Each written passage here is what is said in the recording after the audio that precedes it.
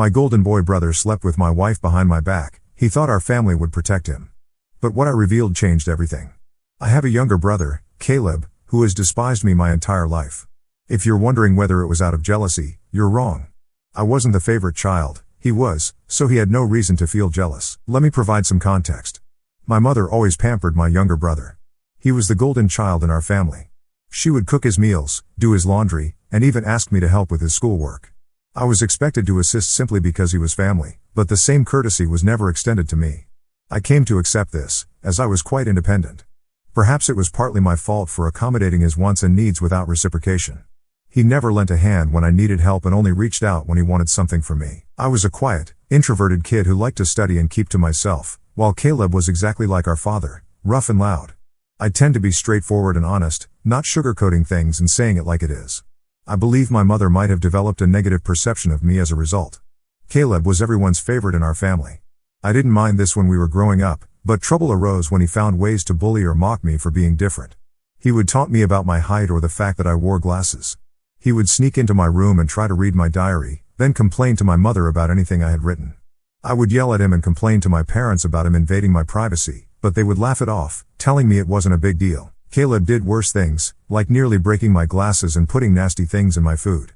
Once, he even put small stones in my cereal, but luckily, I found them before they could damage my teeth. I told my mother, but she brushed it off, saying, "This is how brothers bond." Every time we fought, Caleb would insult me, deliberately targeting my insecurities. We attended the same school, so he knew I was being bullied by a few kids. Instead of supporting me, he joined them, calling me names like ugly loser or hairy monkey and encouraging the bullies to physically harm me because, according to him, I was just a big failure. Another time, we had a fight about something trivial, I can't recall what, but it ended with him telling me to kill myself. I could brush off other insults, but that one hurt deeply because I was struggling with my mental health at the time. I'm doing better now, but it was devastating to hear my own brother say he wanted me to die. Our father was often at work, and my mother didn't seem to care much. She even scolded me once, claiming it was my fault for provoking Caleb. Things got progressively worse. In high school, Caleb attempted to burn my hair, and shockingly, my mother sided with him, insisting he was just playing. Who plays like that, seriously? Fortunately, my father eventually took my side and pointed out that they had serious issues. He threatened to call the police on Caleb. This was an eye-opening moment for my brother because, until then, he had never been reprimanded for his actions. He was taken aback, and my father continued, telling him enough was enough and that he needed to start respecting his older brother. Later, my father came into my room and talked to me. I had never expected him to support me because he always told Caleb how similar they were, which was true. He explained that he had patiently waited for years, thinking Caleb was just being an immature kid, but he was slowly realizing that Caleb was becoming a bully. When I heard my father say this, I felt so validated that I nearly broke down in tears. I confessed everything Caleb had done to me over the years and even opened up about the bullying at school. My father was shocked that I was going through so much. The next day, he spoke to the school principal to ensure my bullies faced severe consequences if they continued. That evening, he enrolled me in mixed martial arts at our local gym, telling me I needed to man up and stand up to bullies. I'll admit, a nerdy kid like me trying to learn to fight must have been laughable to watch. However, like everything in my life, I'm focused when I want to learn something. I carved out time for my studies to work out daily and attend martial arts classes. Not to brag, but it completely changed my life and physique. One day, Caleb was at it again. He had stolen my pocket money, which we earned by helping our parents with chores. I had been saving for a while, but Caleb sneaked into my room and took it. I caught him as he was about to cycle off with his friends. I firmly told him to return my money, as he knew stealing was wrong. Caleb snickered, taunting that all I could do was run to Daddy for help. I don't know what came over me, but I punched him hard in the face. He fell backward, stunned into silence. I picked him up, took my money from his trouser pocket, and threw him back to the ground. Caleb started crying loudly like a baby. It was comical to see a teenage boy sobbing, but my mother came running out, hearing her baby boy. She helped him up and demanded to know what happened. When she learned I had fought him, she was surprised and began reprimanding me, saying that as the older brother, I should teach Caleb better things. Caleb seemed to enjoy seeing me chastised. My mother complained to my father about how I had beat Caleb up and needed to be controlled. My father grimly asked both of us to explain ourselves. I told him how Caleb had stolen the money I had worked hard to save, while Caleb tried to justify it, saying he needed it for a date and that, as his brother, I should help him. My father told Caleb he was lucky I only punched him, as anyone else would have called the police for theft. He emphasized that Caleb had no right to take others' belongings without consent. Caleb didn't like that and threw a tantrum, likely hoping our mother would side with him, but my father remained firm. When Caleb realized I wouldn't be punished, he screamed how much he hated me, then ran to his room and locked himself in. Since that incident, Caleb kept his distance from me. He finally realized he could no longer bully me, and even our father wasn't supporting his antics. For the first time, I felt we were equals. Though he couldn't physically hurt me anymore, he would still say nasty things when our parents weren't around. It got worse as he grew older. Each year, he seemed angrier with a shorter fuse. If I approached him, he would ignore me and walk away, muttering nerd or loser under his breath. If he needed to communicate, he went through our mother, who relayed the message. I questioned her about why Caleb couldn't just talk to me directly, and she implored me to be more understanding. I wasn't sure if this was just puberty and I had to wait it out or if he truly hated me. I could handle his comments over the years, but it reached a point where I wanted to move out to escape him. I asked my mother countless times to mediate a family conversation, but she refused, saying she didn't want to get involved. I even asked her opinion on why Caleb treated me this way, but she brushed it off. Eventually, I attended my dream university, as I was an excellent student and qualified for a scholarship. My father threw a party for me, and my mother seemed proud. Caleb, however, remained aloof, barely acknowledging my achievements. The day I left for university was a mix of excitement for the future and relief to escape the toxic home environment. My first few months at university were liberating. I made new friends, enjoyed my classes, and started building a life free from the oppressive atmosphere of my childhood. The constant fear of Caleb's verbal attacks lifted, and I found peace. I began dating my wife, Karen, in our second year of university. A friend introduced us at a frat party, and we clicked immediately. Coming from a religious family, having children outside marriage was unacceptable. However, we discovered Karen was pregnant in our final year, prompting us to marry soon after graduation. Our wedding was a small but peaceful ceremony, and our parents were happy for us. At that moment, I believed Karen was the love of my life. I always valued monogamy, one woman to come home to for the long haul. Despite other women showing interest over the years, I never pursued anything, as I was genuinely content in my marriage. Karen was my dream girl, and I never wanted to hurt her. However, I discovered she was unfaithful twice during our marriage, once in an on and off affair with a married coworker that lasted a few years, and another time in a fling with an ex from high school when she visited her family. Some might call me foolish, and looking back, I can't entirely deny it. After periods of separation in both cases, I chose to forgive her. I didn't want to raise our child in a broken home, and I believed we could overcome these challenges. We were young when the coworker affair happened, so I attributed it to youthful mistakes. For a while, things seemed fine. I could never fully trust her, but I tried to push aside my doubts, knowing that if I chose forgiveness, I had to move forward with a clean slate. It's been 4 years since her second infidelity, and I felt I made the right decision by giving her a chance to prove she wanted our marriage. Karen seemed to have changed, and we were genuinely happy, with plans for our family's future. However, 3 months ago, my reality shattered again with an incident far worse than the others. Karen revealed she had been sleeping with someone for some time and suggested our son might not be mine. Her words felt like the ground had been pulled from under me. Shock, betrayal, and disbelief overwhelmed me as I struggled to process the enormity of her disclosure. In the following days, I asked why she kept such a secret and how she could do something so devastating. Her reaction was cold and indifferent, almost unbothered by the pain she caused. Her vague responses left me with more questions than answers. I continued pressing Karen for the truth, feeling I deserved to know the father of the child I had been raising. She finally admitted it was Caleb. My eyes widened in shock as I asked what she meant. Karen explained that she and Caleb became friends when I introduced her to my family during Thanksgiving, and she stayed until New Year's. I remembered Caleb, usually cold to me, being polite and warm toward her. I was glad, not wanting Karen to feel unwelcome. She wanted to be accepted by my family, so she spent significant time with my mother. She noticed Caleb and I weren't close and asked about it. I opened up about my childhood relationship with Caleb, explaining we might never repair it due to his unresolved feelings. Karen understood but began including Caleb in our outings, perhaps hoping we'd warm up to each other. If we went to a movie, she'd invite Caleb, and we'd watch whatever he wanted. During this time, Caleb and I exchanged a few words, a significant improvement from his years of silent treatment. Karen and Caleb would hang out and play video games, but I never thought much of it. Karen later revealed that Caleb opened up about his struggles and a recent breakup, appearing vulnerable. They struck up a friendship, and he would occasionally flirt with her when I wasn't around. One thing led to another, and she couldn't control herself. The vision of my wife and brother together made me sick. Karen claimed she felt guilty and fled afterward, returning home abruptly. I recalled her insisting she had to leave before New Year's, despite my attempts to convince her to stay. When classes resumed, she was back to her cheerful self, so I never questioned it. 2 weeks later, We found out she was pregnant. Karen admitted she didn't know whether the child was mine or Caleb's and had no way to confirm. Since I was stepping up, and she viewed me as the more dependable brother, she chose to stay with me, leading to our marriage. My world felt like it was crashing down. The son I had loved and spent countless hours with might not be mine. I asked if she was still sleeping with Caleb, and she nodded slowly. She explained they stayed in touch because their chemistry was undeniable, sneaking off to hotels when she lied about working overtime. Half her business trips were romantic getaways with him. I asked why she stayed married to me if she wanted Caleb.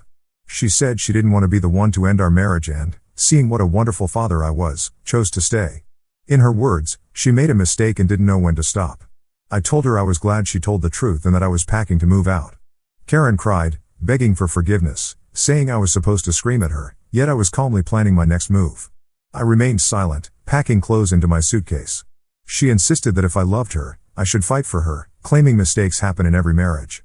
When I didn't respond, she argued our son would suffer in a divorce, as children shouldn't grow up in a broken home. I reminded her I might not be the father, reducing her to tears. She accused me of being cruel for walking away when I had been there since his birth. It seemed Karen believed nothing could make me leave our marriage. Perhaps it was partly my fault for letting so much slide in the past. While I still loved her, it stemmed more from believing we had a son together in our long history since college. Karen claimed it wasn't too late to work things out, but I struggled to believe her and felt I had no patience left. Trust was a major issue, and her words felt empty. Even if I forgave her, I could never forget she slept with my brother. I believe people can make mistakes and be forgiven, as we're all flawed, but this crossed a line. I left her crying on the doorstep and checked into a hotel. The next day, I went to my parents and told them everything about Karen's affair with Caleb and how they had been sleeping together for years. Their shock was evident. My mother, true to form, initially defended Caleb, insisting her boy would never do this to his brother.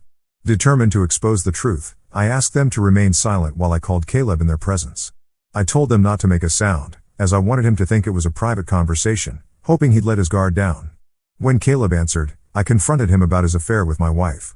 He denied it vehemently at first, but when I said Karen had admitted everything, he blamed her, calling her characterless. He claimed it wasn't his fault if women were attracted to him and boasted he was the better-looking brother. I told him I would expose him to everyone. Caleb mocked me, saying no one would believe me because he was the golden child. I scoffed at his arrogance and thanked him for confirming the truth, as our parents had heard everything. Caleb went quiet, then stammered, trying to explain himself. My mother, still grappling with shock, demanded an explanation. He offered a feeble defense, blaming everyone but himself and desperately trying to shift the blame to Karen. I saw my mother, once protective of her favored son, now feeling disappointment and anger. In that moment, I felt a strange sense of vindication. For years, I had endured Caleb's torment, and now the truth was laid bare. As Caleb's words faltered, my father, usually reserved, couldn't contain his disappointment. He asked me to pass the phone and unleashed on Caleb. What you've done is not just a betrayal of your brother but a betrayal of this family, he said, his tone heavy with disapproval. You slept with your brother's wife and continued after they married. Your actions have consequences and have irreversibly damaged our trust in you. I raised you to value family, loyalty, and decency. What you've shown goes against everything I've tried to instill. He paused, letting his words sink in. The disregard for your brother's feelings, the lack of respect for his marriage, it's unacceptable. You've not only hurt him but tarnished the bonds that hold us together. Your mother and I are partly to blame for what you've become, but we will no longer let you get away with this behavior. Starting today, I'm cutting you off from your college funds. You can figure out your university fees on your own. I won't fund your lifestyle anymore. You think it makes you a man to sleep with married women? Let's see what happens when you don't have my money to rely on. I maintained a composed demeanor, though I initially wanted to scream at Caleb. Watching my father punish him was the ultimate vindication.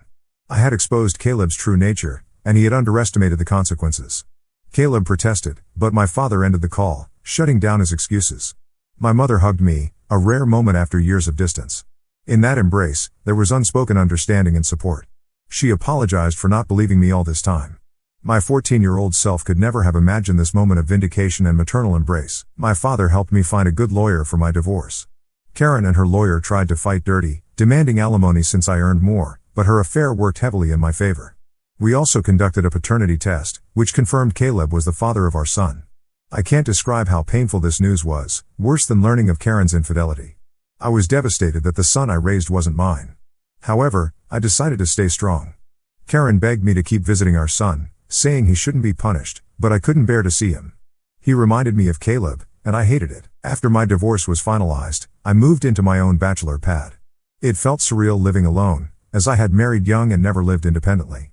However, my independence helped me adapt quickly, and I honestly loved it. 2 weeks ago, my father called to say he was considering changing his will to leave Caleb nothing. My father is extremely stubborn, and once he made up his mind to cut ties with Caleb, he kept his word.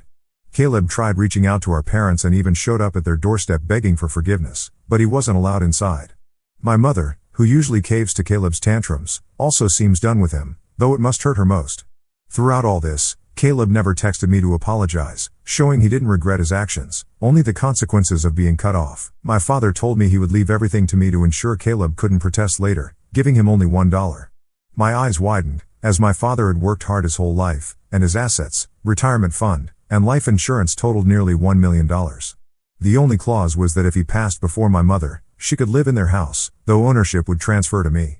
I didn't mind, as I'd want to care for my mother until her last days. Somehow, Caleb learned about this and, unable to reach our parents, called me yesterday to mend things. He said he was struggling with college, and after Karen learned the paternity results, she had been pestering him for child support.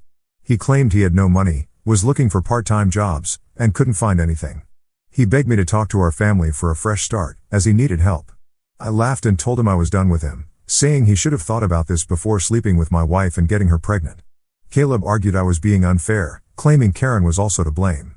I agreed, reminding him I had divorced her, and she and her child were now his responsibility, not mine. Caleb raised his voice, but I cut him off, reminding him he was no longer the favored child but the black sheep who slept with his brother's wife. He began crying, saying everyone, including our grandparents and relatives, had turned on him. That was true, but it was no longer my concern. I told him we were done and to never call me again, as I was no longer his brother. Since then, I've replayed the conversation in my head. Though I hate my brother, I had never heard him cry, at least not since we were kids. I won't lie, it hurt a bit to hear him so helpless. So, I'm here to ask, should I talk to our parents about him, or would I be an a-hole if I don't? I'm sorry to say this, but I don't feel comfortable raising another man's child. This isn't a stepson scenario. I was led to believe he was my son, only to discover he was my brother's. I'm hurt and have cried over it for days, but I avoid contact with Henry because I don't want Karen in my life. If I interact with her child, she'll find a way to re-enter my life, and I need my own space. Call me cruel or selfish, but I can't see him again, at least not for a very long time. Most of you correctly guessed that my mother told Caleb about my father changing his will, prompting his call as a last resort. I confronted her in front of my father, and she broke down, saying I had punished Caleb enough and that he had learned his lesson. My father firmly told her that if she thought Caleb's actions were forgivable, he could no longer stay married to her, as he could never forgive Caleb's betrayal. His threats seemed to silence her. My father made it clear that if she ever contacted Caleb and we found out, she could pack her bags and leave. As I said, my father is stubborn. Hopefully, my mother will learn from her mistakes. My relationship with my parents has improved. My father and I go golfing every weekend, and he treats me more like a buddy than a son. My mother, though she misses Caleb, has stayed away from him. I heard from my cousin that Caleb was asking everyone for money and had to drop out of college when he couldn't afford his fees. He and Karen are living together, and he works as a part-time mechanic. Apparently, they're raising Henry together, which I suppose is good. I never bring up Caleb with my parents, and neither do they. For those asking, I'm doing quite well. I was promoted at my job 2 months ago, significantly improving my salary. I haven't been dating, as I need time and space to heal. I've started therapy, so we'll see how that goes.